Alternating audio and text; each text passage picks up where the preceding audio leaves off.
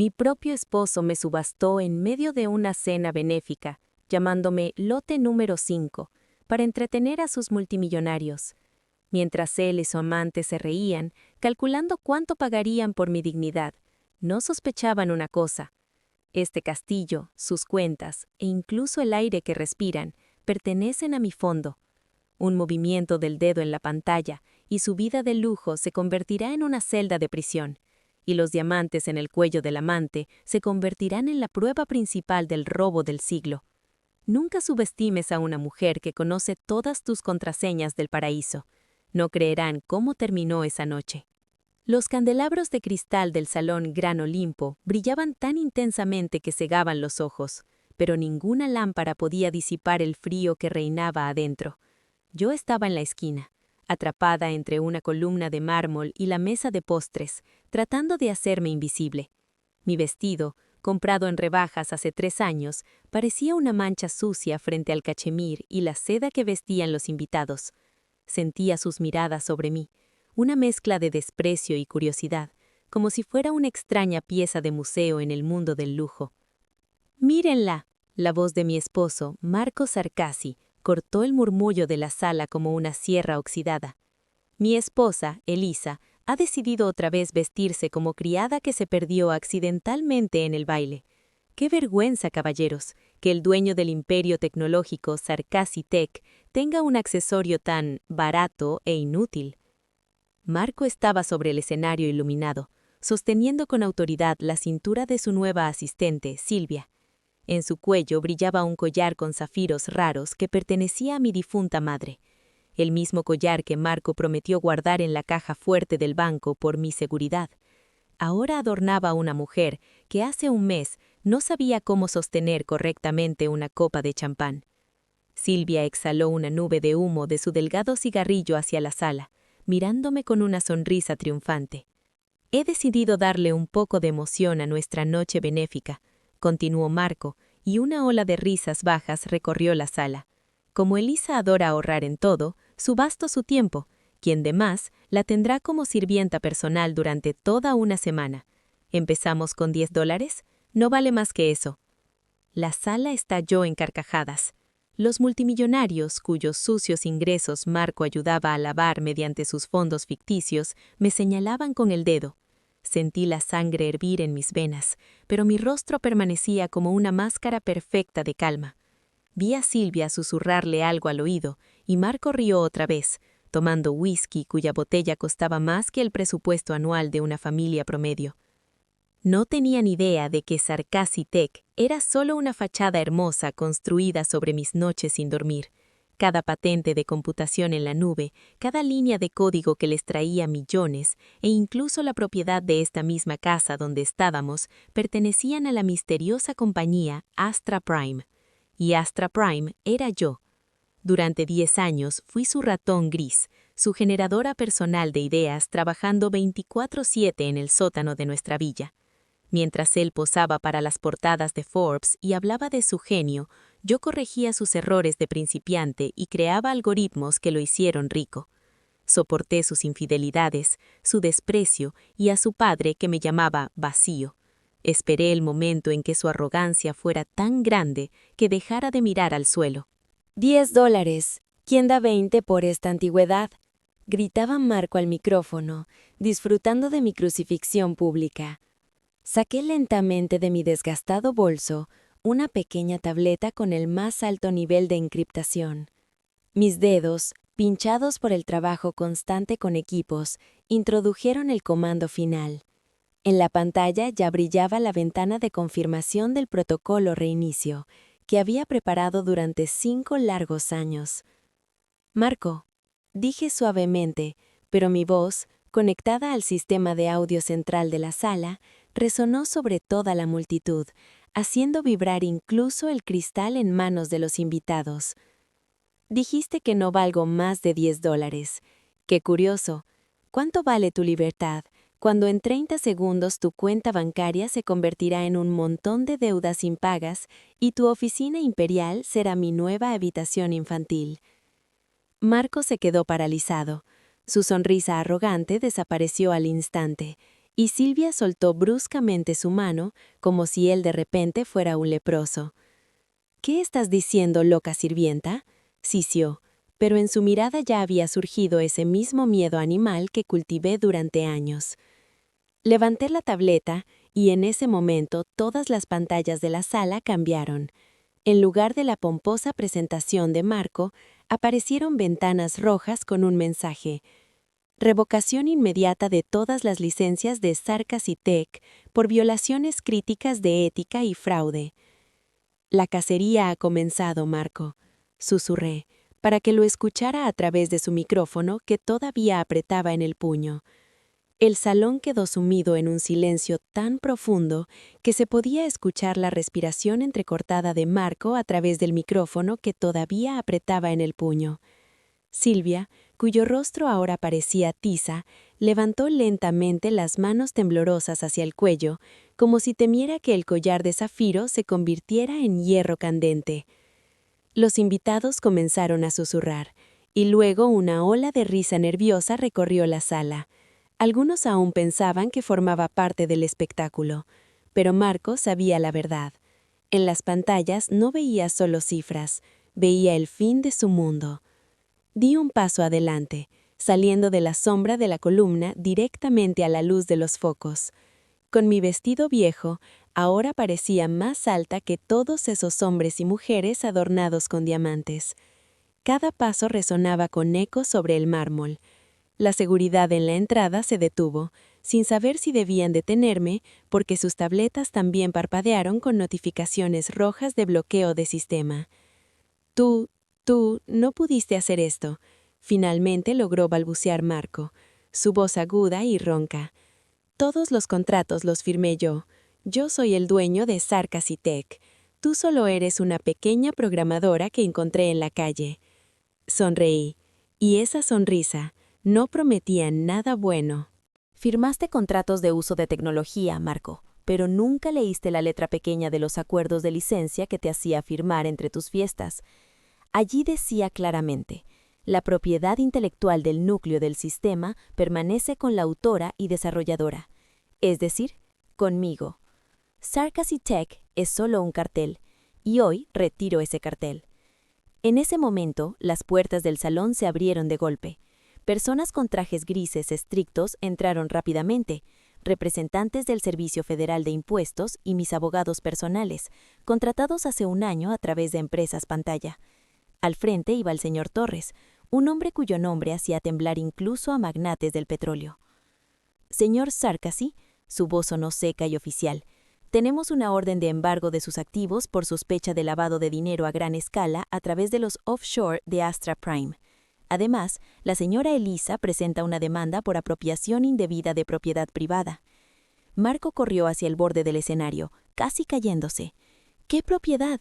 Esta es mi empresa. Padre, diles», gritó hacia la primera fila, donde estaba Ernesto Sarcasy, el patriarca de la familia que siempre me miraba como un vacío. Ernesto se levantó lentamente, su rostro enrojecido de ira, pero no hacia mí, sino hacia su hijo. El viejo era un lobo experimentado y ya entendía, habían perdido todo. «Eres un idiota, Marco», gruñó el padre. «Dejaste que esta chica tuviera un cuchillo en nuestro cuello durante 10 años y tú comprabas zafiros para prostitutas». Volví la mirada hacia Silvia. Intentaba discretamente quitarse el collar, pero el broche se había atascado. «No te preocupes, Silvia», dije lo suficientemente fuerte para que las cámaras captaran cada movimiento. «Este collar es propiedad de mi familia. Está incluido en la lista de bienes que serán confiscados. La policía ya está en el estacionamiento. Por cierto, tu Lamborghini, que Marco te regaló ayer, también fue comprado con dinero de mi fundación benéfica. Espero que te guste caminar». Silvia se estremeció y comenzó a llorar, cubriéndose el rostro con las manos. Marco estaba de rodillas al borde del escenario, mirando su teléfono mientras sus tarjetas de crédito se cancelaban una a una. Todos esos multimillonarios, que un minuto antes se reían del lote número 5, ahora corrían sus sillas lejos de Marco, como si la bancarrota fuera una enfermedad contagiosa. «Esto es solo el comienzo, Marco», susurré inclinándome hacia él. «¿Querías subastar mi tiempo? Bueno, ahora tendrás mucho tiempo libre, 15 años en una prisión federal. Tu abogado ya te ha abandonado porque su honorario también está bloqueado. Me giré y caminé con seguridad hacia la salida. Mi vestido viejo ya no me parecía pobre, era mi armadura. Salí del Hotel Gran Olimpo bajo los flashes de las cámaras de los reporteros, atraídos por el escándalo más ruidoso de la década.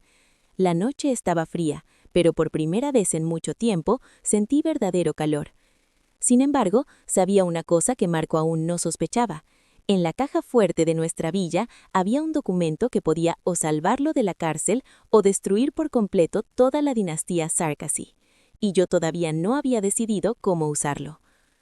Marco estaba en medio del escenario, rodeado de los flashes de las cámaras que antes captaban cada uno de sus gestos con admiración, y que ahora registraban el momento de su caída absoluta.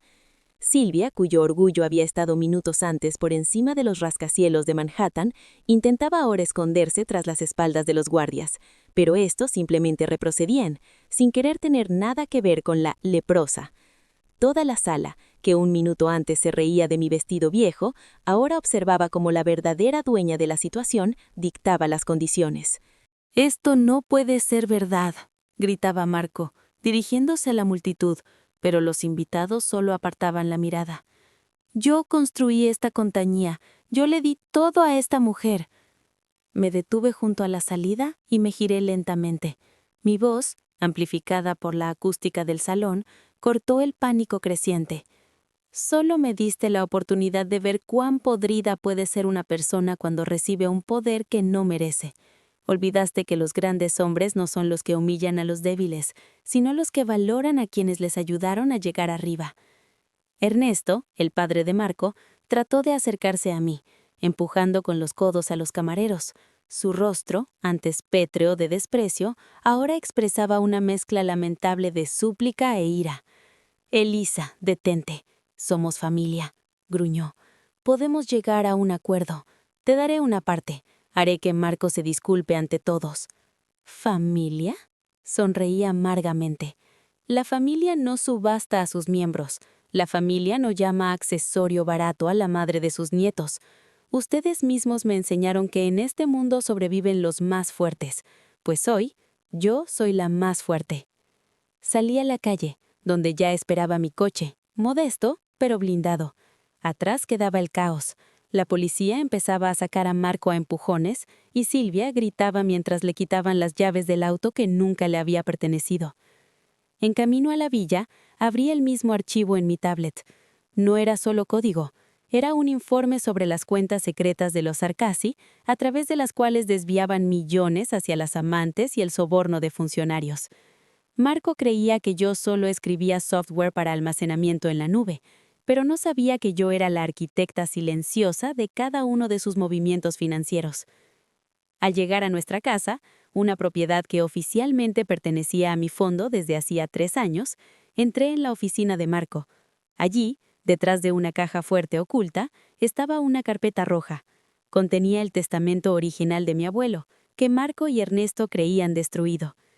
Este documento demostraba que el capital inicial de Sarkozy Tech había sido robado a mi familia mediante falsificación de firmas, cuando yo era demasiado joven y enamorada para entender nada. No solo me humillaron hoy, me mantuvieron esclava de mi propio dinero durante 10 años. De repente, mi teléfono recibió un mensaje del abogado Torres. «Elisa, Marco solicita una reunión. Dice que tiene información que te hará devolverlo todo. Parece demasiado confiado para alguien que lo ha perdido todo». Miré la carpeta roja. Tal vez aún no conocía toda la profundidad de su traición. «Pues bien, Marco», susurré al vacío de la lujosa oficina. «Veamos cuál es la última carta que vas a jugar desde el fondo del abismo». La reunión fue programada en una celda de detención provisional. Marco estaba sentado tras la mesa, despeinado, sin su cara corbata, pero con la misma sonrisa arrogante que me provocaba escalofríos de repulsión. Cuando entré, ni siquiera se levantó. «Has venido», gruñó, y un destello siniestro brilló en sus ojos. «Sabía que tu curiosidad superaría tu orgullo. ¿Crees que has ganado?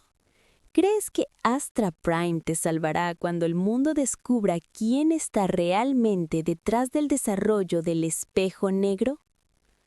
Me detuve.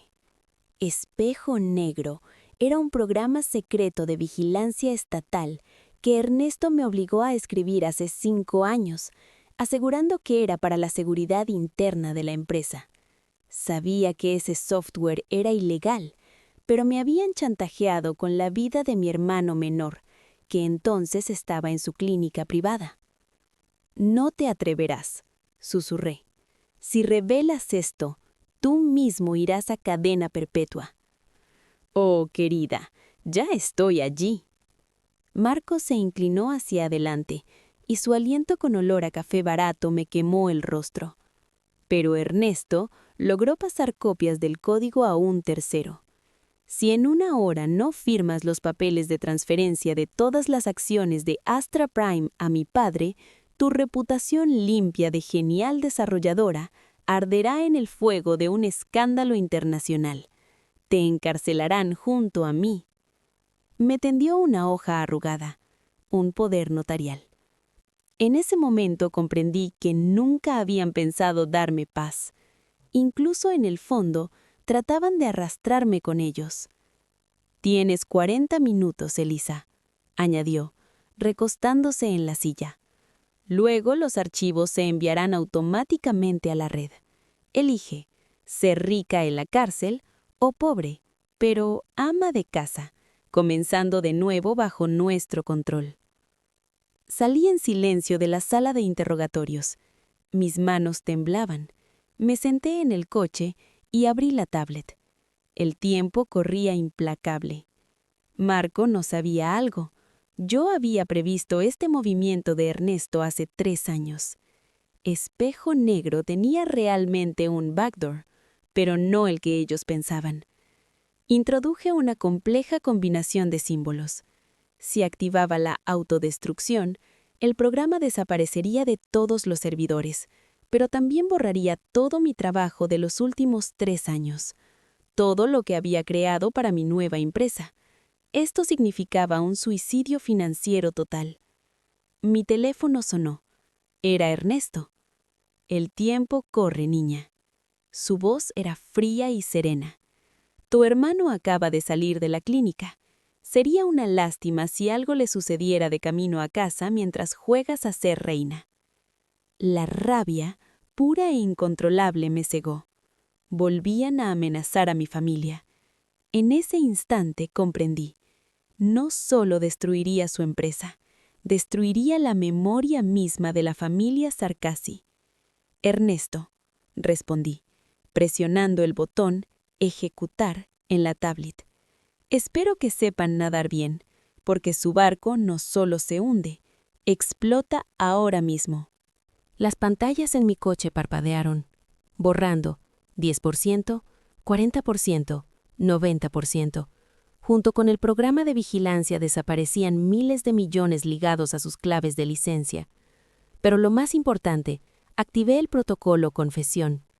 Todas las grabaciones de Ernesto y Marco, donde discutían chantajes, la falsificación del testamento de mi abuelo y el uso del espejo negro contra competidores, comenzaron a cargarse en los servidores de las principales agencias de noticias del mundo.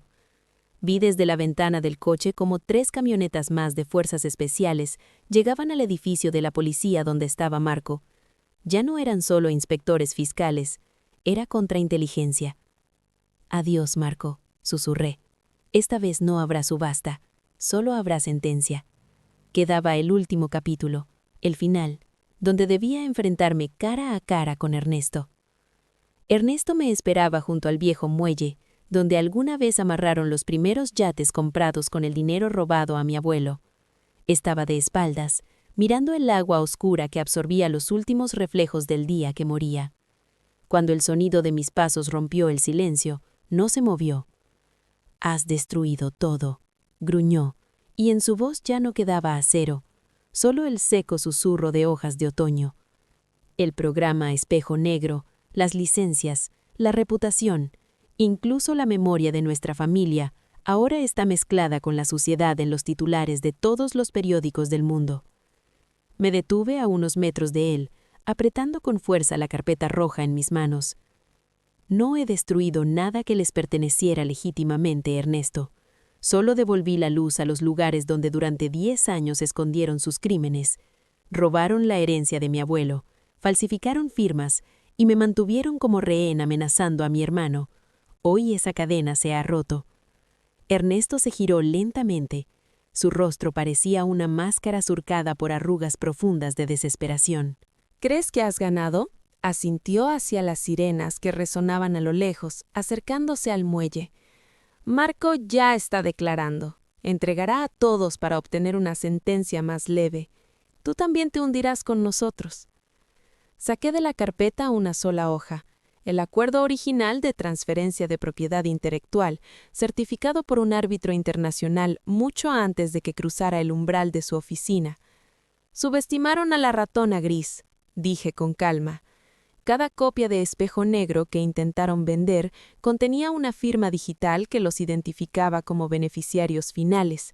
Mi estatus como informante y víctima de chantaje está confirmado por las grabaciones de sus propias conversaciones, ya revisadas por contrainteligencia. Yo soy libre, ustedes no. Las luces azules y rojas de los coches policiales cortaban la oscuridad, cegando a Ernesto. Cerró los ojos, comprendiendo que era el fin del camino. Su propia arrogancia le había cavado su tumba, tal como alguna vez profetizó para otros. Un mes después, estaba en la terraza de mi nueva empresa. Nada de sótanos ni servidores secretos. Mi nombre ya no era sombra de Marco. Astra Prime se convirtió en un símbolo de tecnología ética y transparencia. Mi hermano estaba a salvo, y Marco y Ernesto recibieron sus sentencias sin derecho a fianza. A veces recordaba aquella cena en el Gran Olimpo, donde me valoraron en $10. Ahora esos $10 estaban enmarcados en mi oficina como recordatorio. El verdadero valor de una persona no está en su cuenta bancaria, sino en la fuerza de su espíritu y en la capacidad de proteger su verdad. Ya no formaba parte de su subasta. Yo me convertí en quien dicta las reglas. Mi venganza fue fría, legalmente impecable y absolutamente devastadora. La vida empezaba desde una hoja en blanco, y esta vez la escribía con mi propia mano.